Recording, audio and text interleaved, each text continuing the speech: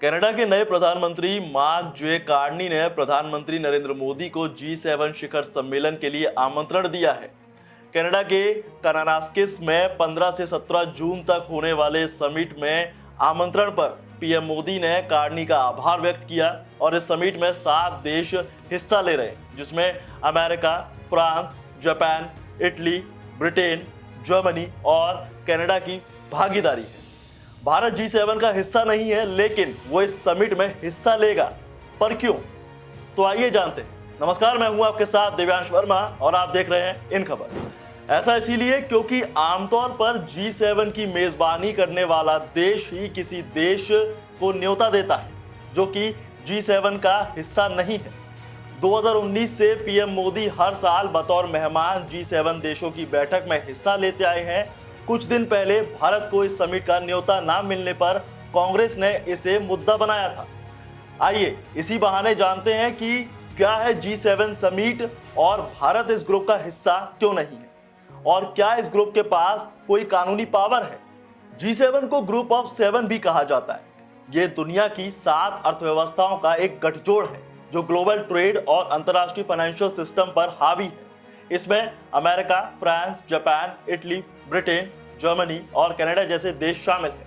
पहले इस ग्रुप में रूस भी शामिल था, लेकिन 2014 में जब रूस ने क्राइमिया पर कब्जा कर लिया और रूस को इस ग्रुप से बाहर कर दिया गया।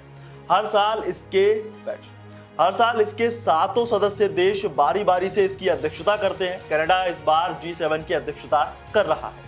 G7 की शुरुआत 1975 में हुई थी और इसका मकसद तेल उत्पादक देशों की तरफ से तेल के एक्सपोर्ट पर लगाई गई पाबंदियों के कारण होने वाली आर्थिक चुनौतियों से निपटना था। इस तरह उस साल 6 देश America, France, Italy, Japan, Britain और वेस्ट जर्मनी ने मिलकर एक ग्रुप बनाया। इससे ठीक 1 साल बाद इसमें कनाडा भी जुड़ा और इस ग्रुप का ना तो कोई स्थानीय हेडक्वार्टर है और ना ही कोई कानूनी अस्तित्व। हर साल बारी बारी से सदस्य देश इसकी अध्यक्षता करते हैं और इस साल कनाडा समिट का आयोजन कर रहा है। भारत G7 देशों में क्यों नहीं आया, ये एक बड़ा सवाल है। देखिए, भारत को भले ही समिट के लिए आमंत्रण किया हो, भले ही भारत को इसके लिए इनविटेशन मिला हो, लेकिन ये G7 ग्रुप का हिस्सा नहीं है।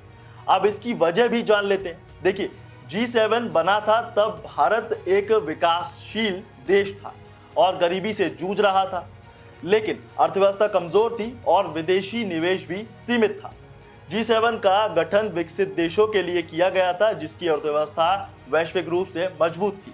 भारत उस दौर में इस मानदंड पर खड़ा नहीं उतर पाया और G7 पर अपने ग्रुप का विस्तार नहीं कर पाया, नए सदस्यों को नहीं जोड़ता है और यही वजह है कि भारत इस ग्रुप का हिस्सा नहीं है।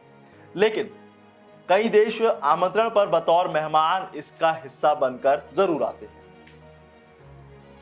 अब G7 की बैठक क्यों है जरूरी, ये भी जान लेते हैं। देखिए, G7 के देश के मंत्री और अधिकारी पूरे साल बैठकें करते हैं और कई समझौते करते हैं, वैश्विक घटनाओं पर अपना रुख साफ करते हैं और समिट को इसीलिए जरूरी माना जाता है क्योंकि हर साल मुद्दे तैयार होते हैं, वो भी एकदम नए, जिनका समाधान ढूंढना G7 देशों के लिए जरूरी होता है ताकि अर्थव्यवस्था के साथ दूसरे मामलों में ये 7 देश ना पिछड़े। इस साल होने वाली बैठक में भी कई एजेंडे शामिल किए जाने हैं। इसमें वैश्विक आर्थिक स्थिरता, विकास से लेकर डिजिटल ट्रांजिशन समेत कई वैश्विक चुनौतियां हैं। G7 देशों के पास कोई पावर ना होने की वजह से ये कोई कानून पारित नहीं कर पाता और यही वजह है कि इनके फैसलों का पालन करना भी अनिवार्य नहीं होता। तो अब आपको समझ आ गया होगा कि भारत G7 देशों का हिस्सा क्यों नहीं है, लेकिन इसे आमंत्रण जरूर मिलता है। बहरहाल इस खबर में बस इतना ही। ज्यादा अपडेट्स के लिए जुड़े रहिए इन खबर के साथ और वीडियो को लाइक, शेयर, कमेंट करना ना भूलें।